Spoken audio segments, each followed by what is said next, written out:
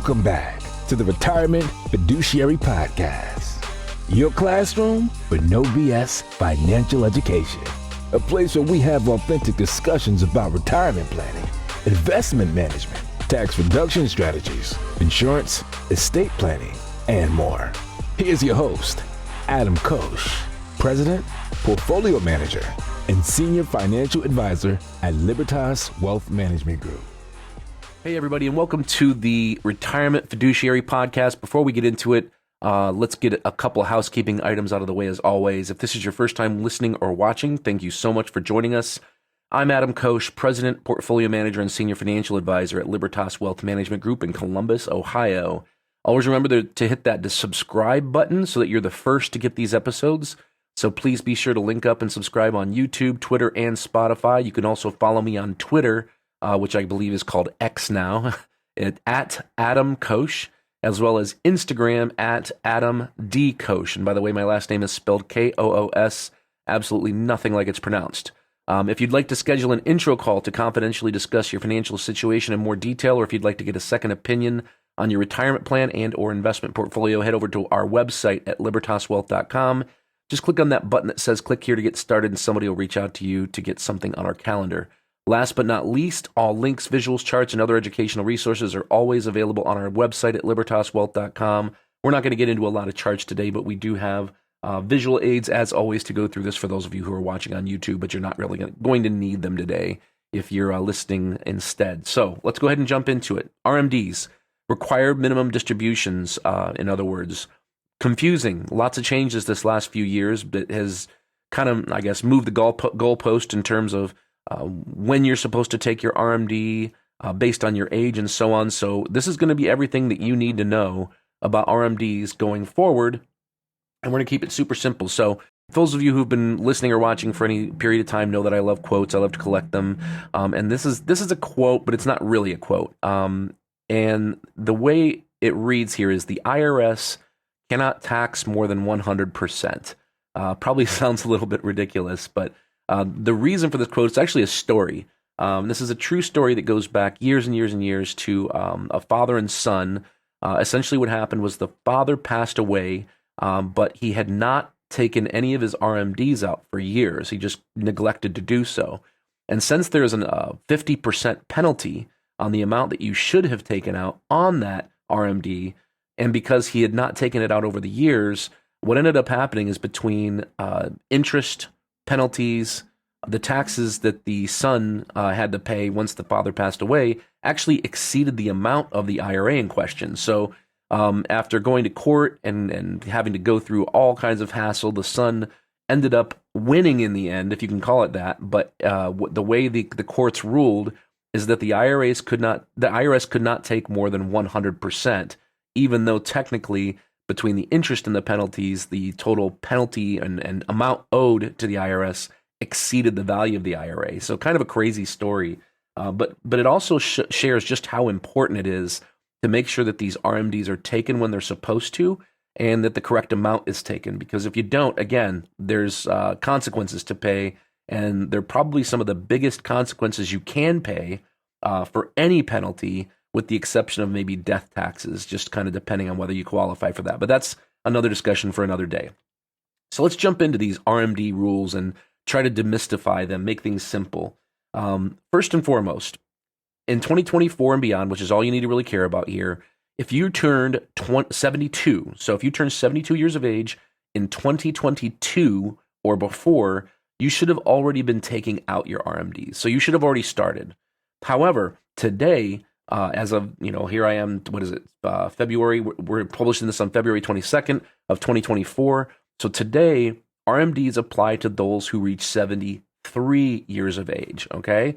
So that's important to understand. So RMDs must be taken by April 1st following the year you turn 73, starting in 2024. And the one little caveat we have to understand is that if you do wait until after January to take that RMD, so some people might think, oh, I don't need it, so I'm just going to wait until January, February, March to take my RMD for the prior year. But if you do that, you're going to have to take another one that same year, which could cause a tax problem. So that's something to keep in mind. So if you turn 73, this year, you would have to take your RMD by April 1st of next year, 2025. But if you waited, just keep in mind that you're going to have to take another one in 2025 by year end. And that, depending on your Social Security income, your pension income, earned income, rental income, if you have any rental properties, that could cause a bigger tax problem than it's worth in terms of waiting. And then something to keep in mind, I'm kind of, led to this a second ago, but yes, withdrawals from RMDs are 100% taxable income for the sake of calculating your income tax. And obviously, if you haven't figured this out already, that's why the IRS has RMDs, is because for those people who haven't needed their 401ks, IRAs, 403bs, tax deferred accounts, is they don't want people to just let those things grow tax deferred forever. They want to get that tax money, right? So that's why RMDs exist. So real quick, I want to recap. Again, if you turn 72 in 2022, not even 23, but 2022 or before, you should have already started taking your RMDs. And if you haven't, you need to talk to a financial professional and get on that. Otherwise, you could end up having pretty big penalties paid.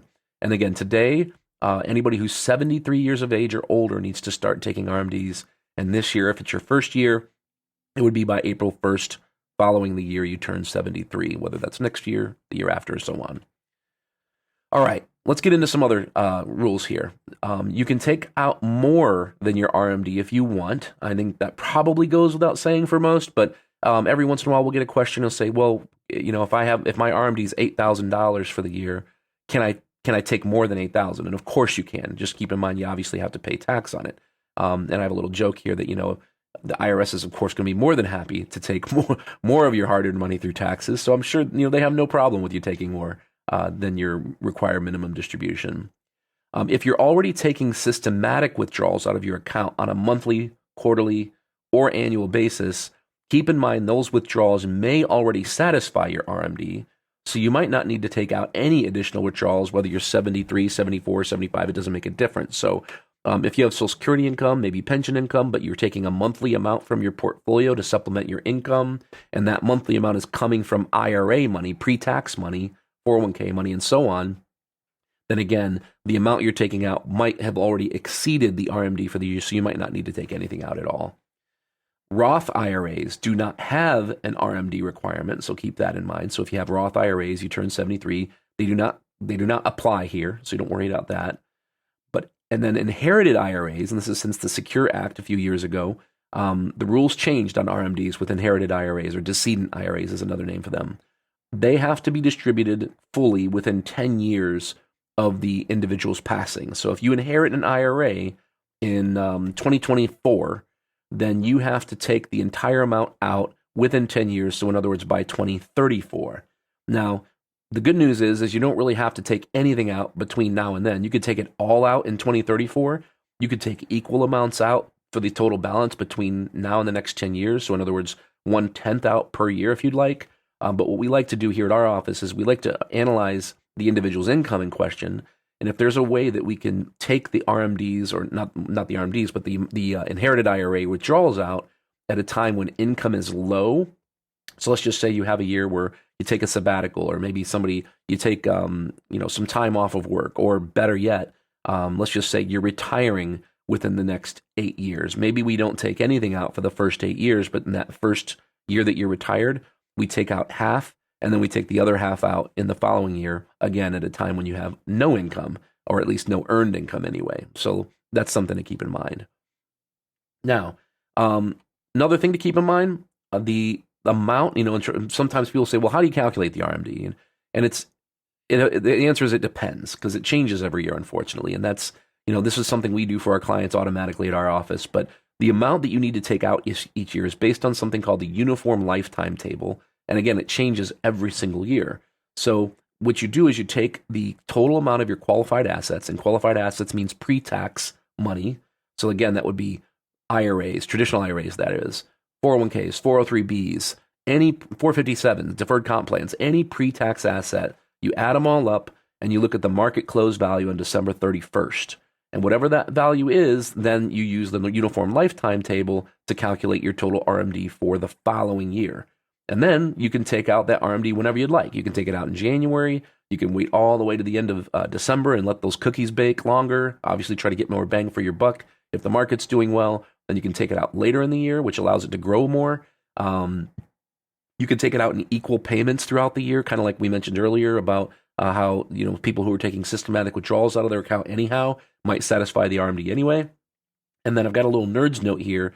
The formula to calculate your own RMD, if you're interested in that kind of thing, is you take the account balance at year end, like I mentioned a second ago, and you divide it by the distribution period in the uniform lifetime table. And whatever that number is, that's your RMD. Now, in 2033, the RMD age is going to go up again to 75 years of age. Now, I don't think anybody really cares all that much about that right now because we've got lots of time yet before 2033 rolls around. Although I hate to say it, but time goes so fast these days, and I feel like the older I get, the faster time goes. I'm sure you all feel that way as well. So 2033 will unfortunately probably be here before we know it, but we don't have to worry about the RMD going up between now and then. It's still 73 between now and the next, we'll call it 9 years, and in 2033 it's going to go up to 75 instead. Let's see here. Big penalties here. Now, we talked about the penalties earlier in that quote. If you forget to take your RMD by the required date each year, by the year end, or by April 1st, that very first year you take it, you could pay up to 50% penalties, so an excise tax, in other words, on the amount you should have taken out. And that can add up fast, right? So if your RMD is $10,000 and then you didn't take it out, you could pay up to $5,000 in penalties. No bueno.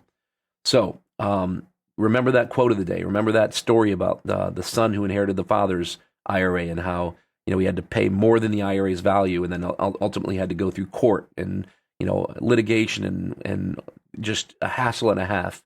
So don't put yourself in that situation, obviously.